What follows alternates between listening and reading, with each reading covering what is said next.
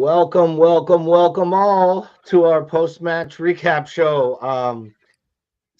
Pretty much same crew we had for the pre-match. If you were on with us before, didn't go exactly as planned. We got some of the goals that Kazi and I were calling for. We were a couple short. We had questions about the lineups. We had some concerns about how the team would set up. Kazi, I'll start with you first. Overall impression of the match, takeaway from the match. Where's your head at? I'm fine with it, mate. Listen, it's just one of those right now where Liverpool are. With Liverpool, energy-wise, that's where they are. First half, testimonial. Didn't think, there was just no pace, no urgency, no power. There was nothing in the game, really. They score off a quick corner. Robertson should go out and close the cross. I have no idea. He's in no man's land. You can blame the defender all you like in the box, but if you stop the cross, there's no, you know what I mean? Then there's not even a part of the conversation. The argument always is stop the cross, and Robertson was poor for it. But for second half, we were excellent. I thought we were really good, especially for the first 25, 30 minutes of the second half. Created loads of chances. I thought Areola made 2 or 3 really big saves, as much as Alisson made a couple of good saves as well. We get our goals and probably deserve to win the game, probably in the end, just. But yeah, it's just people's races are run this season, aren't they? And those race is probably run for the season. I don't want to see him start another game. I thought he was absolutely dreadful, especially first half. But he just looks fucked.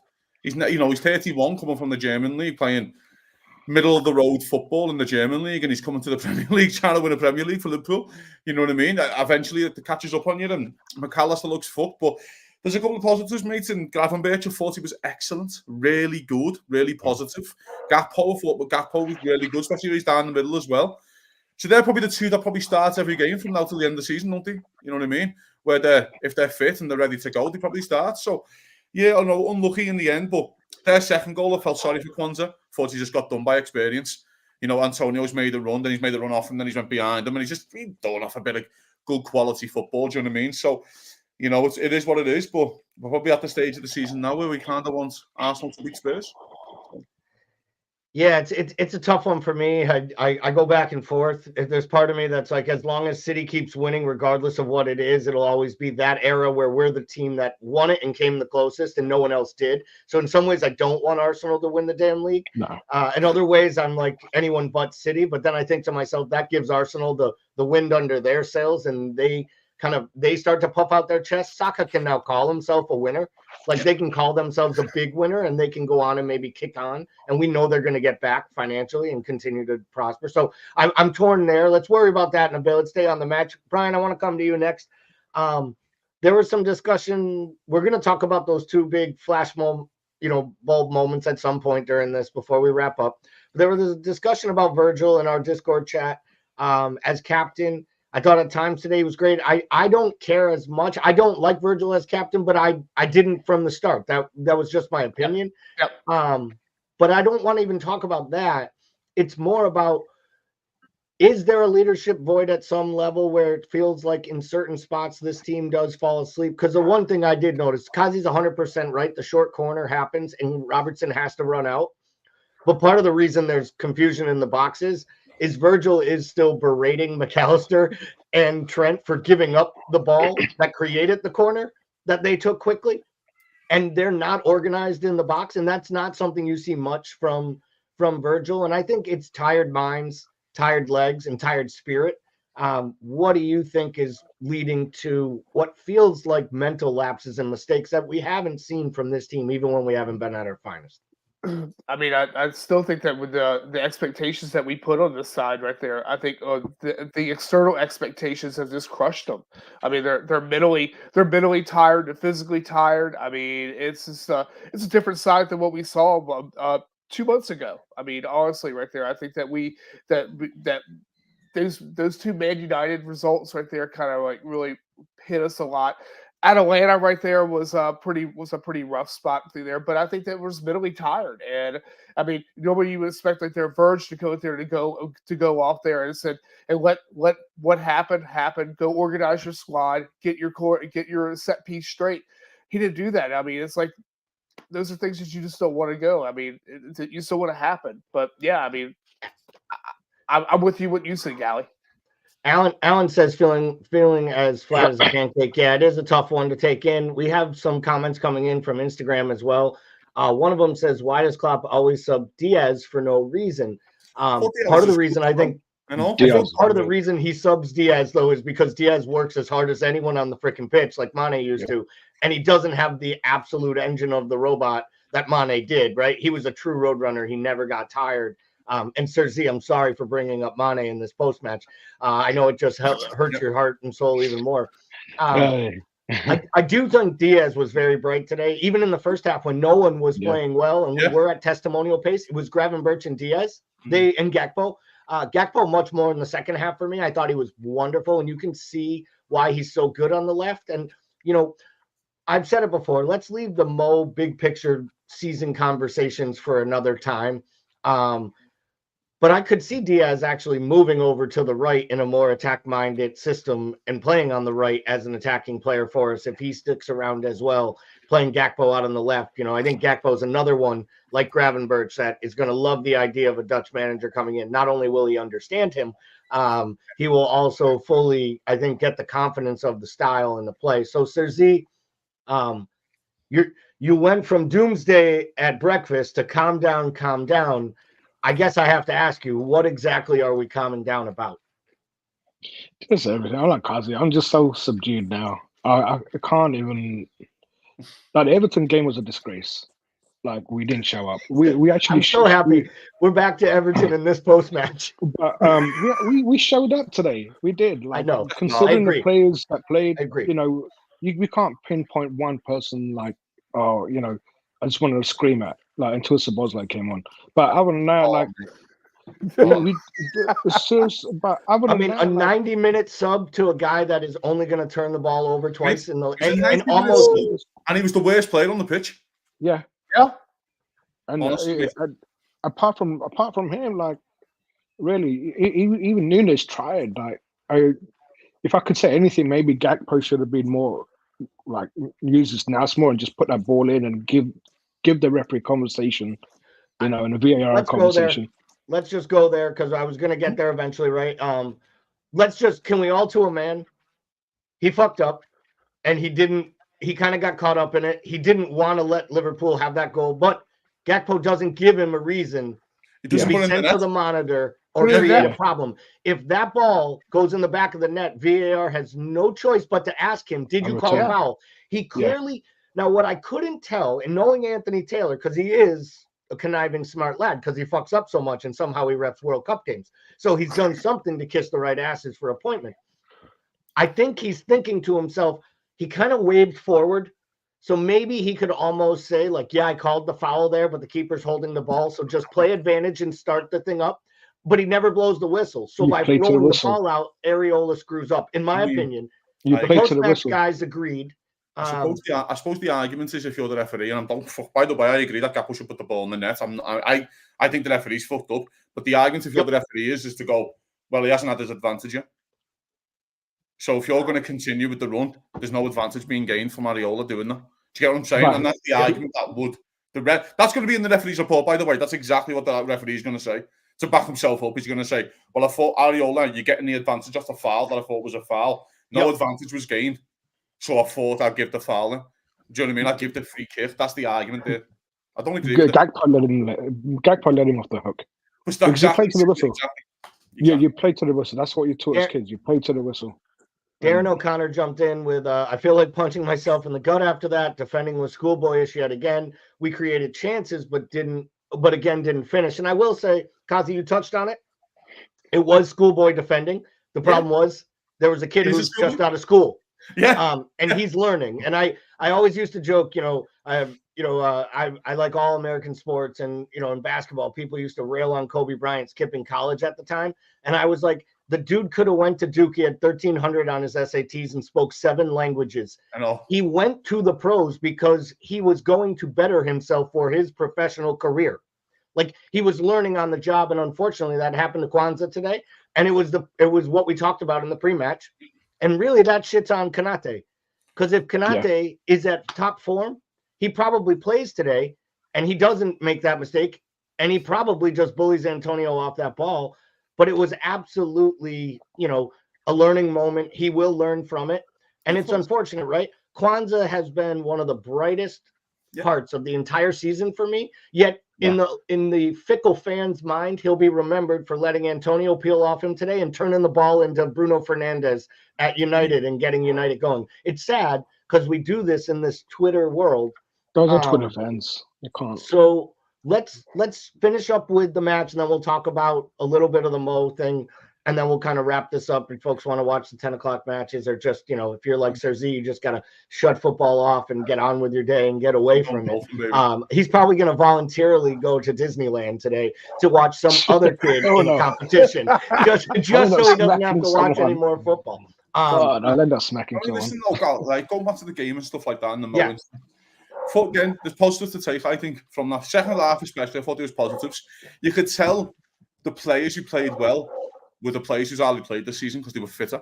Like your Gravenberch and your Gakpo. Thought Elliott was okay actually on the right hand side today. I thought he did quite well. I thought the manager got the sub wrong at the end of Kwanzaa for Szoboszlai. I thought if you do Kwanzaa for Jones, put Elliott back centre mid and put Salah on the right kind of thing. I don't know. There's things you could have done there, you know what I mean?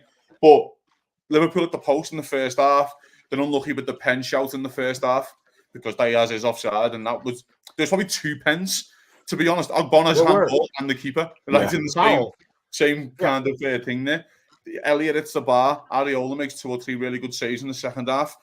But Liverpool did take a couple of chances, and Liverpool, I thought Gravenberch, the one at the start of the second half, when he literally blazes over, he'll be very disappointed with that. He'll be very disappointed. If you run onto that ball, you do fucking 200 of them in training every week. Do you know what I mean? Like that's poor from him, really.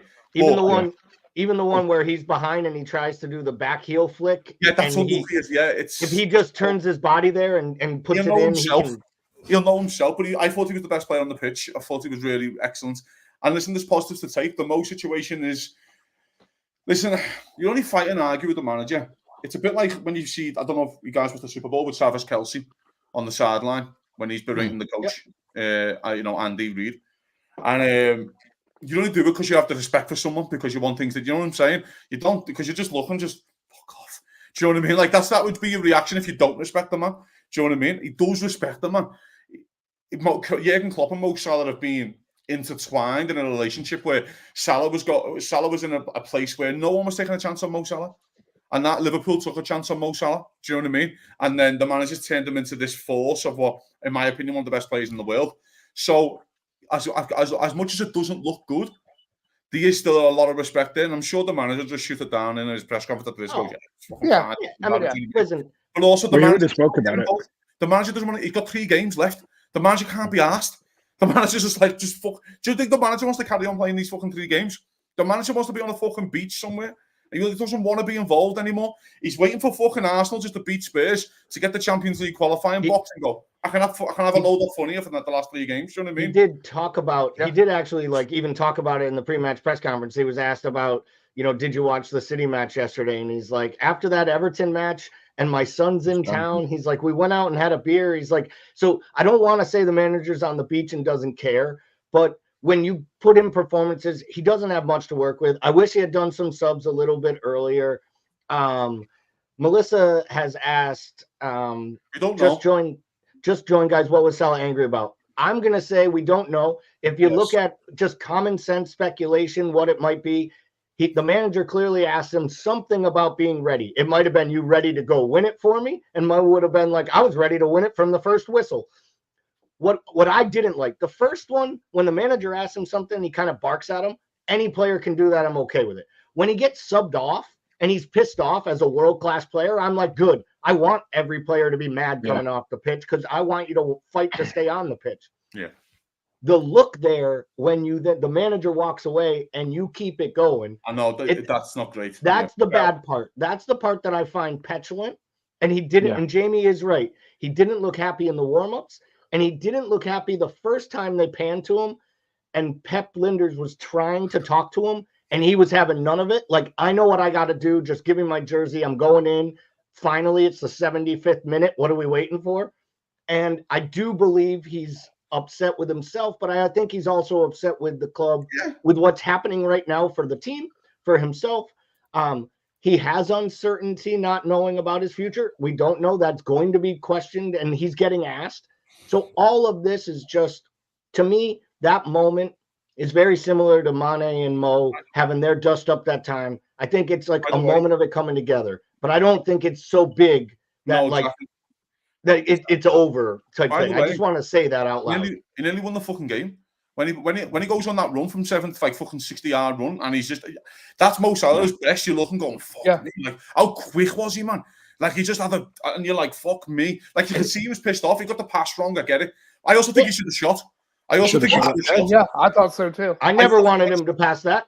I thought like Southampton. Do you remember Southampton away years ago when we were going for the title? Yeah. And he just runs all the way and just shoots and just puts it. I thought he was going to do something like that. I thought he got the pass wrong. And I was just like, imagine that moment. You've argued on the pitch.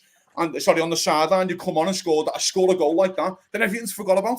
He probably just runs over to him and has a big hug with him. Do you know what I mean? We all see that beautiful chest because that shirt comes off like exactly. It's nothing. Yeah. And he has a big hug with Jürgen on the end, and it's all. He probably goes straight to the manager to celebrate with the rest of the guys to be like, "Hey, I fucked up."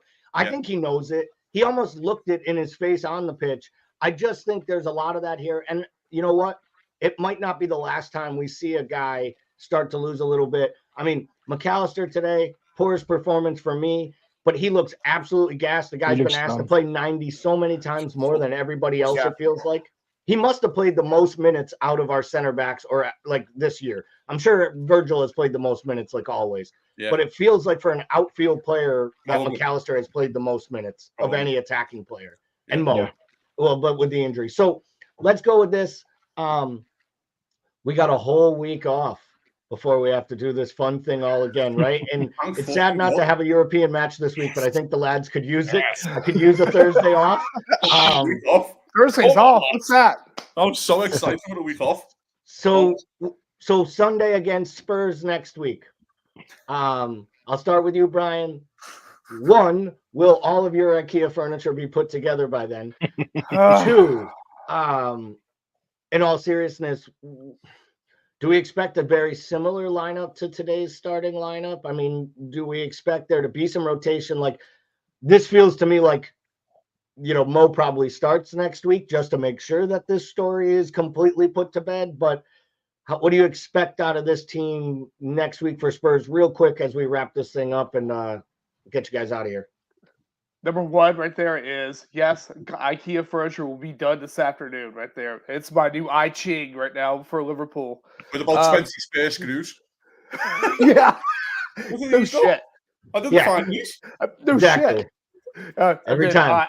I do think we're going to have rotation. I think we're going to have a little bit more stronger lineup right there. It also depends on what's going to happen tomorrow, whether with that result with the Arsenal and Spurs. I think if Arsenal go there and beat them, I think it'll be a little bit more relaxed right there, feel right there. We just have to one up Spurs and Villa. That's it.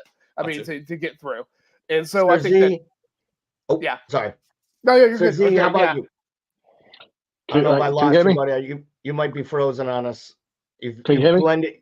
Yeah, a little bit. We can hear you. You're blending into Klopp and Salah at the moment. My internet hit him. He's completely frozen. This is how dark it is outside still. Well, I think what we'll have to say here is, Kazi, how about you next week, Spurs? Yeah, I mean, regardless, what do you expect from the team, even performance-wise? I think Gravenberch, Gakpo, and Elliott started every game because they look the fittest.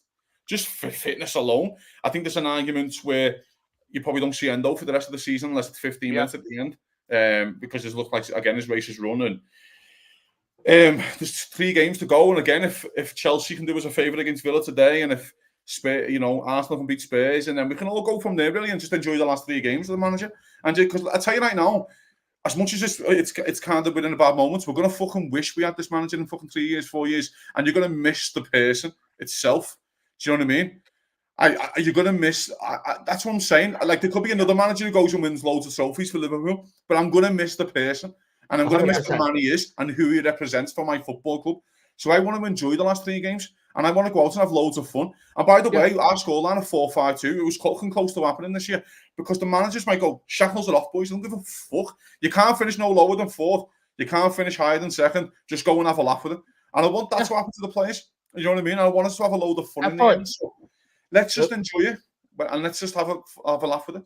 I mean, it would be nice too, just to take a little bit of the shackles off in some ways, play some of the guys that, and you know what, if some of these guys can't get out of their own way, you know, literally the Soboslais and Jones, every single player, though, play the other kids. Every single guy is playing for the future. The manager might Yeah. come in a little fancier. Because you know what I mean? Everyone goes, oh, we need a big change. We're having a big change in 3 weeks. We've got a fucking ginormous change. The biggest change that happens to Liverpool in 10 years. We've got to change. And the new manager might come in and go, I don't fancy fucking 7 of these. And Michael Edwards might go, I didn't sign Darwin Núñez because he's fucking shite. And I didn't sign him. And I didn't sign him. And I want fucking, you know, we don't know what's going to happen. So let's just enjoy these boys. Do you know what I mean? Let's just enjoy the lads. Because you might never see your favourites again. They might never see Virgil van Dijk again play for Liverpool. You might never see Mo Salah play. Real Madrid might come in for a 150 million bid for Trent. You just never know. So let's just enjoy the lads while they're here.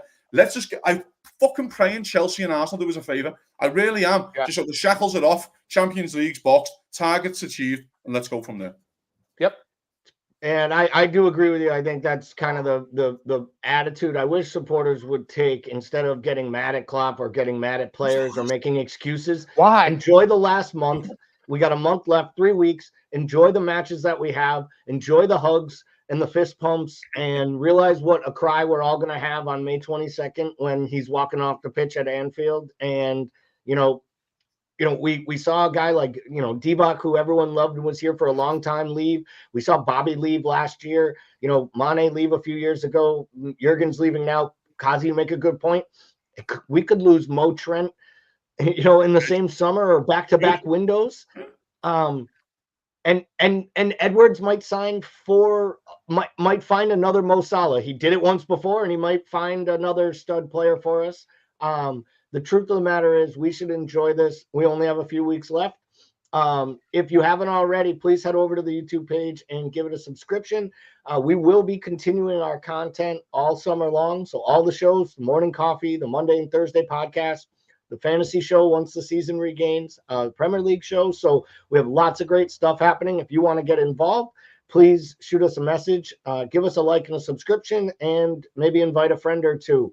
For all of us here, thank you for watching the pre-match up early. Thank you for joining us for our post-match analysis and or therapy session. To all the contributors here, thank you very much. And we will get out of here with this. Have a great week, everybody.